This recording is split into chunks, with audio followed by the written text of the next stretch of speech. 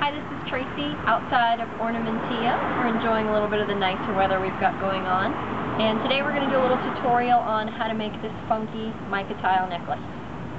Alright, we've got our supplies all laid out. We've got a large self-healing mat to do all our cutting on, a small ball peen hammer, which comes in a kit with an eyelet setter and a hole punch. This is from a Making Memories set. We're also going to need an X-Acto knife, which we'll be using to cut our medium-sized mica tiles. And then we're going to be putting 1/8" brass eyelets into our mica.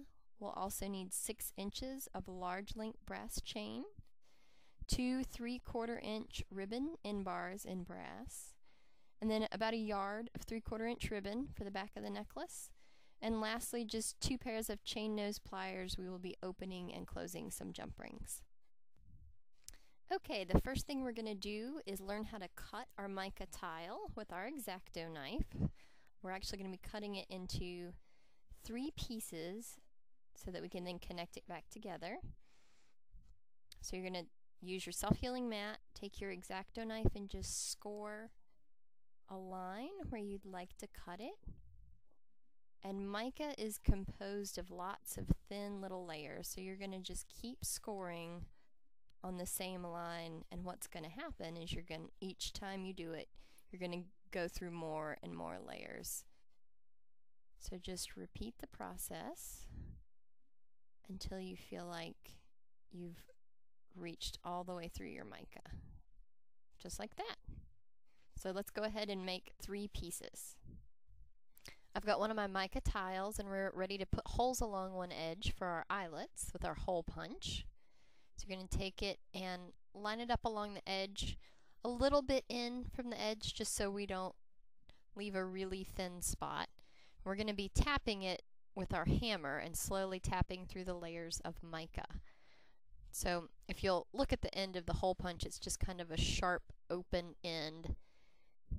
So we're going to line it up.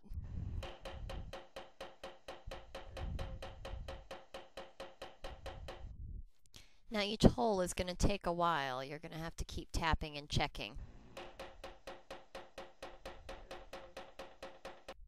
We'll skip ahead to show you what the finished product looks like. You'll get a nice clean hole tapped through. So make holes along both edges of each piece of mica.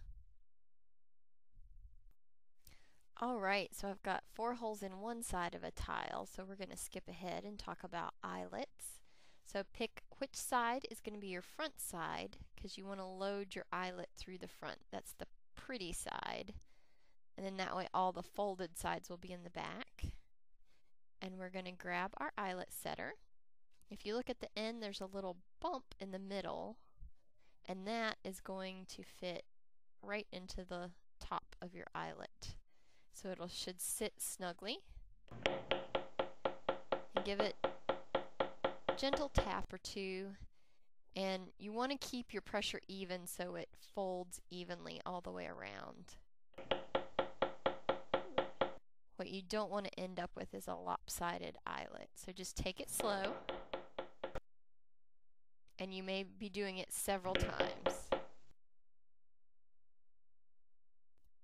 And this is going to be my last tap for this eyelet, and I think we're all set. I've got a nice round eyelet on the front, and it's got a fairly even fold on the back. So it's just a matter of doing all of your holes and all of your eyelets. After you've done all your mica tiles, we're going to finish off our ribbon. So I'm going to grab a little end bar, and it's going to fit right in the little open slot. There's some teeth in there that'll help grip it.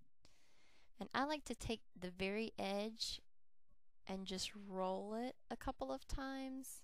You only want to fold it about as much as the end bar is wide, just so there's more thickness in there. And then just put it in your end bar and hold it. We're going to use our chain nose pliers. I usually like to crimp either edge of the end bar first, just to secure it. So we'll get either side, and then you can go all the way across with full force and really get it crimped down. The little teeth in there will grab your ribbon. So give it a little tug, make sure it's holding correctly, and that side's all done. I've gone ahead and finished both ends of our yard of ribbon, so meet them up and then pull to find the middle of our ribbon, and we're just going to cut right down the middle, and then these two pieces will become either end of the back of our necklace, and we'll just tie a bow to put it on. So we're going to jump ahead. I've patiently punched holes in all my mica and put eyelets in all of them. So we're going to lay them out like we want them to be when we wear them. We'll put some extra jump rings so that we can flare it.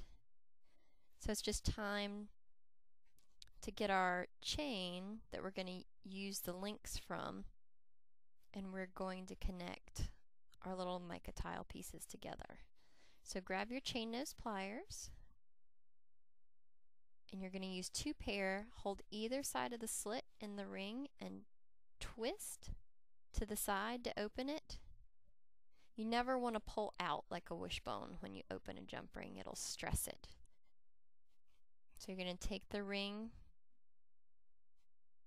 through the eyelets and make sure you're putting them together with the wrong sides facing together or the right sides facing together, so that when you open it back up, it's going to be the 2 pieces that you want to actually be together. You don't want to accidentally do one backwards.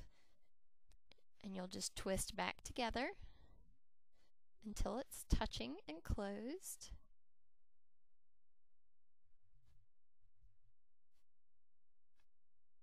So now we've got one hinged part in, and it's time to just put all of our other jump rings in there. Flash forward and all my jump rings are done. I ended up doing 3 jump rings across the bottom and 1 across the top. It gives the mica a nice flare so it'll drape better for a necklace. And I've already done one of my ribbon end bars in the back, so I'm just gonna show you how I finished it up. You're gonna put a jump ring through a ribbon end bar and through one of the side eyelets. And you're gonna need 2 pairs of chain nose pliers, because we're just doing what we've been doing, opening and closing jump rings. You're going to grasp either side of the ring, and we're going to twist it back together. And that's the final step in creating a funky mica tile necklace.